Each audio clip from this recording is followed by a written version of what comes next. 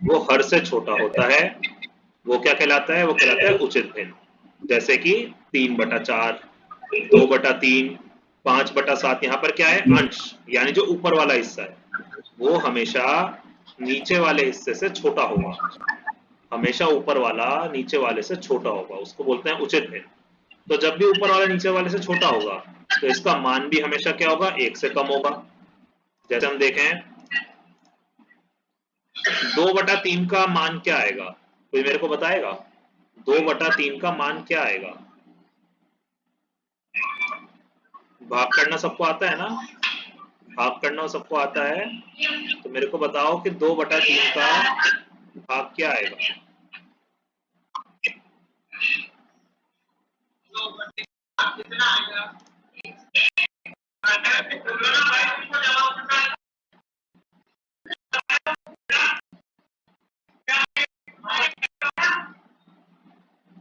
किसी को पता है?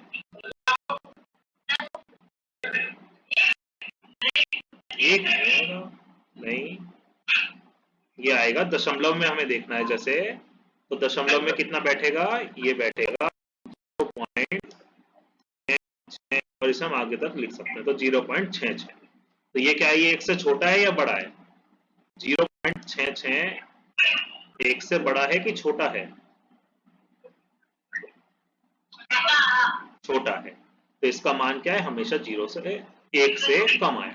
अच्छा, अनुचित भिन्न में अगर हम देखें, अनुचित भिन्न में क्या है कि इसका अंश जो होगा वो इसके हर से या तो बड़ा होगा। देखो 4/3, अंश बड़ा हो गया ना, और हर छोटा है।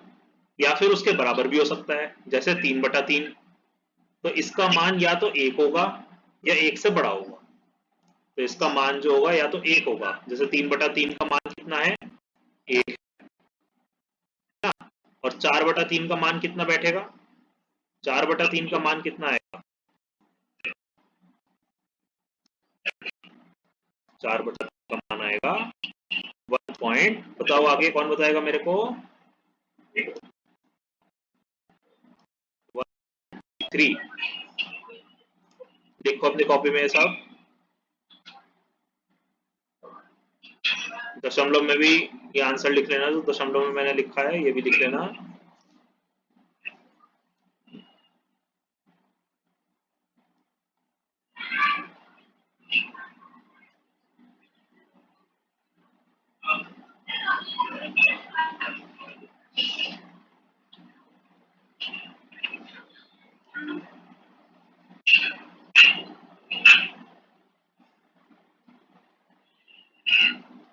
सबने लिख लिया इतना? चलो अब हम इसके अगले प्रकार की तरफ बढ़ते हैं। तीसरा प्रकार जो है मिश्रित भिन्न। तीसरा प्रकार कौन सा भिन्न है? मिश्रित भिन्न।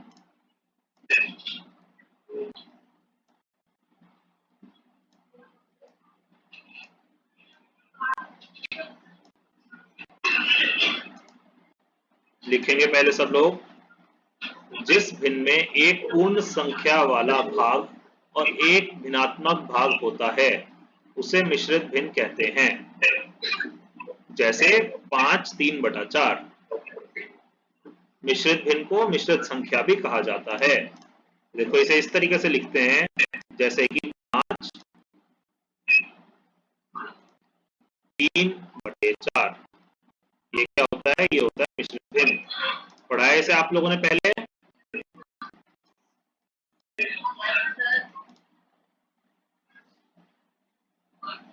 ये है मिश्रित भिन्न।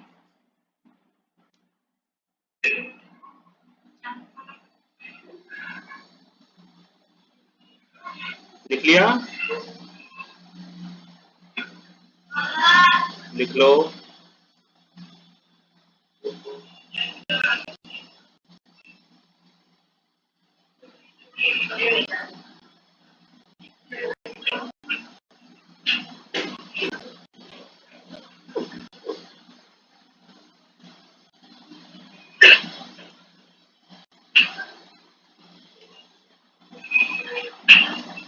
देखो इसे मिश्रित भिन्न को हम किस तरीके से लिख सकते हैं, ये मैं अभी बताता हूँ। देखो मिश्रित भिन्न का क्या होता है कि सबको बोर्ड दिखाई दे रहा है साफ साफ?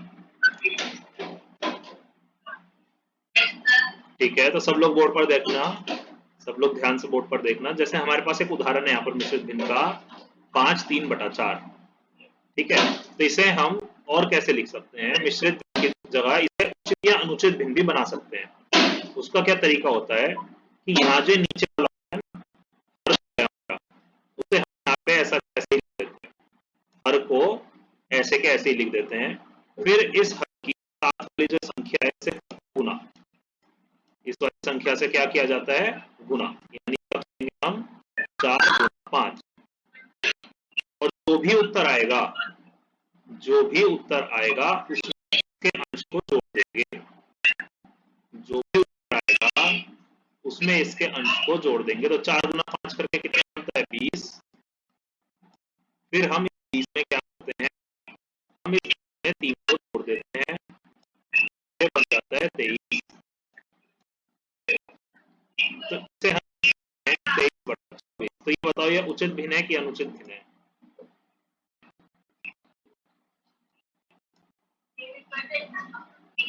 तेईस बटा 24। अभी आपने उदाहरण लिखे अपनी कॉपी में, तो उससे देख के बताओ कि एक उचित भिन्न है कि अनुचित भिन्न है?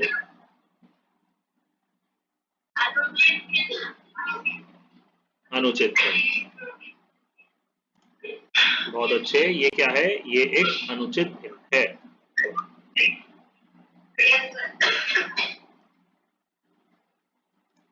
तो यहाँ पे आप लिख लेना इसके सामने, यह एक अनुचित भिन्न है। तो हम इस तरीके से जो ये भिन्न होता है इसको हम मिश्रित को आपको बनाना आ गया, मिश्रित को इसे किस तरीके से हमने यहाँ पे किया है, ये सबको समझ आया? देखो, अच्छा एक मैं उदाहरण देता हूँ, ये आप लोग बताना, इसको हम कैसे लिख सकते हैं, 3/2/5। इस मिश्रित भिन्न को मुझे बताओ क्या आंसर आएगा इसका?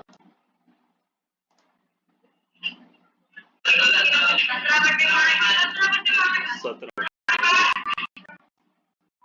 अच्छा, एक और उदाहरण देते हैं, फिर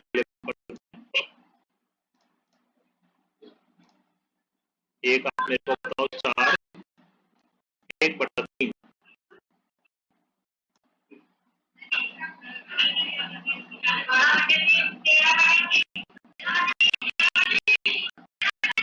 बहुत अच्छे, ठीक है, ठीक है, ठीक है, ठीक है, ठीक है, ठीक है। चलो अब अगला भिन्न पढ़ते हैं हम। अगला है समान भिन्न।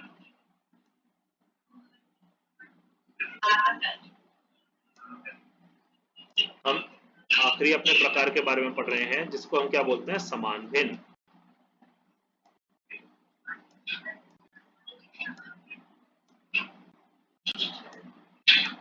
लिखेंगे सब अपनी कॉपी में समान भिन्न के बारे में कि 2 या 2 से ज्यादा भिन्नों के समूह जिनका हर समान होता है उनको क्या बोलते हैं, समान। ठीक है, तो यहाँ पे देखो, ध्यान से उदाहरण देखेंगे। पहले वाले का हर क्या है, 1/7 का हर क्या है, 7। 2/7 का हर क्या है, जिसका भी 7। 5/7 का हर क्या है, 7। 6/7 का हर क्या है, 7। तो ये सभी के सभी क्या है, समान भिन्न। जिन सब भिन्नों का हर समान होगा उनको क्या बोलेंगे, समान भिन्न। ठीक है, तो यहाँ सभी का क्या है, बैठ जाओ बैठ जाओ। देखो, इस सवाल में हमें क्या देखना है, हमें इस सवाल में ध्यान देना है कि हमें बताया गया है कि रमेश ने कितना भाग हल किया है, भाग हल किया है 7। रमेश ने भाग हल किया है 2/7।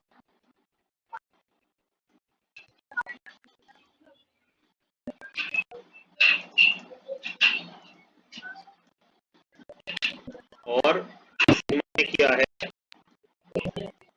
4/5। 4/5। अब हमें इसमें क्या करना है, हमें ऐसे सवालों में जब हमें देखना हो, हमें आपस में इनमें देखना हो, हमें आपस में ना कंपेयर करना हो, तो हम क्या करते हैं, हम इन्हें समान हल वाला बना देते हैं, समान भिन्न। तो इन्हें समान भिन्न हम कैसे बना सकते हैं, हम इन्हें समान भिन्न कैसे बना सकते हैं, तो उसका तरीका यह है कि इन दोनों का हल एक जैसा होना चाहिए, इन दोनों का हल एक जैसा होना चाहिए। तो इन दोनों का हल एक जैसा कैसे होएगा, इन दोनों का हर एक जैसा कैसे होएगा? हम क्या कर सकते हैं कि हम पहले रमेश वाले में 2/7 जो है इसके ऊपर और नीचे 5 गुना कर दें, उससे ये क्या हो जाएगा? नीचे कितना आ जाएगा? 35। अब दूसरे वाले में 4/5 है, 4/5 अगर गुना कर देंगे 7/7 से, ये कितना बन जाएगा? 28/35।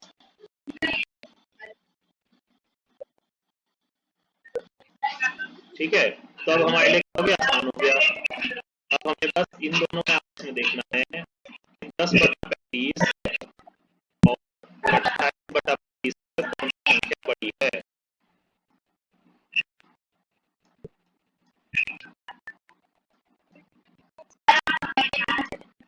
समझ नहीं आया?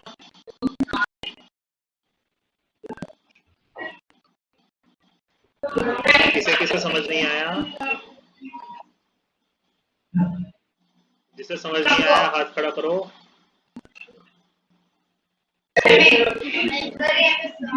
ठीक है, बैठ जाओ, मैं दोबारा बताता हूँ।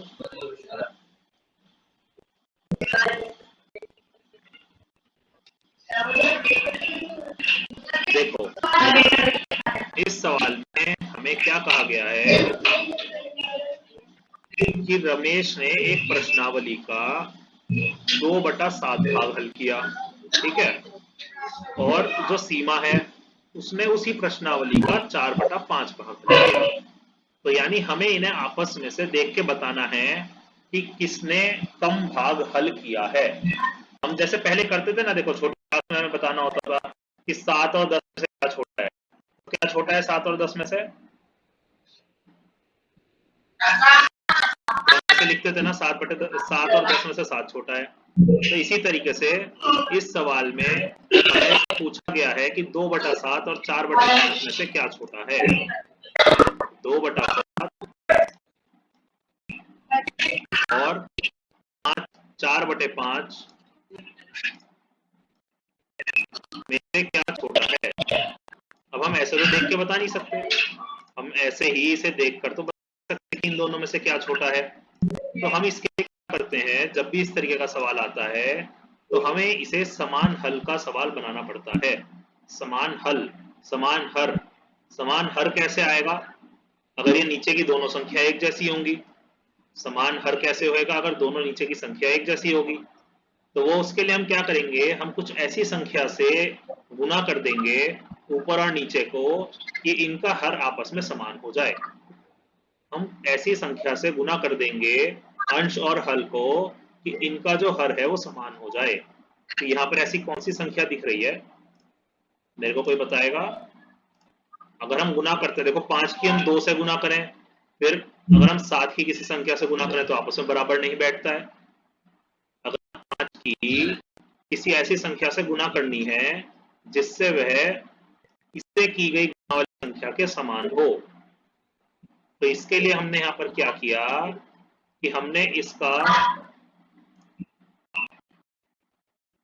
5 का हल, अगर हम 5 का गुना 7 से कर रहे हैं, ठीक है, तो नीचे तो खाली कर नहीं सकते, हमें ऊपर भी करना पड़ेगा। ऐसे ही यहाँ पर हमें किसी संख्या से गुना करना है, तो यहाँ पर हम किससे कर सकते हैं? यहाँ पर हमने क्या करा, 5 से कर दिया। क्यों? क्योंकि हमें समान हर बनाना है। समान हर अब हो गया, देखो 5 गुना 7 35 और 7 गुना 5 भी 35। तो नीचे भी 35 आ गया नीचे, और उधर भी 35 आ गया।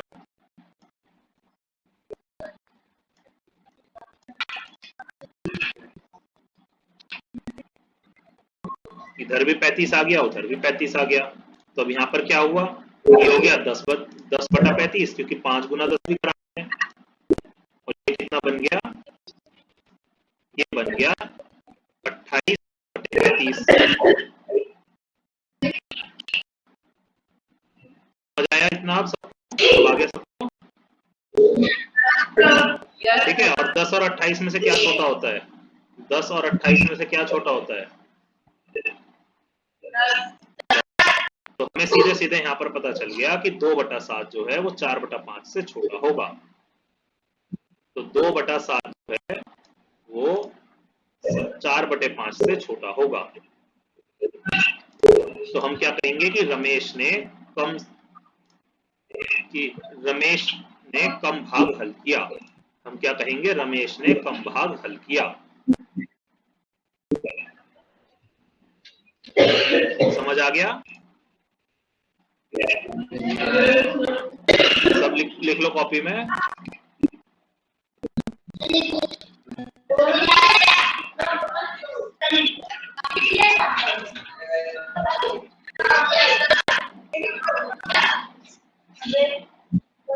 जिसने भी नहीं लिखा है जल्दी जल्दी लिख लो, बस चलते हैं फिर।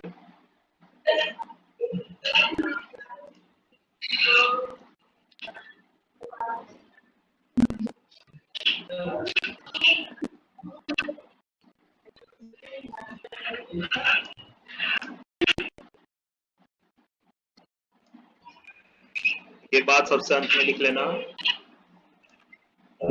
इसके बाद लिखना है बात, ठीक है? ये ऊपर आएगी और ये चीज नीचे लिखना। लिखो जल्दी से। ये अतः और ये जो लाइन मैंने अभी लिखी है ये बाद में लिखना सबसे आखिरी में, ठीक है? ये बात सबसे आखिरी में लिखना।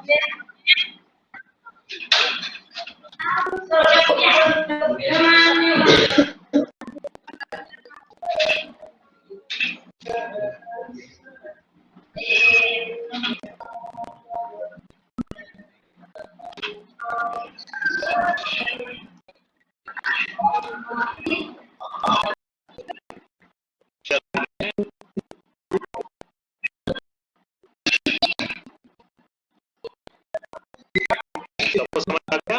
ठीक है,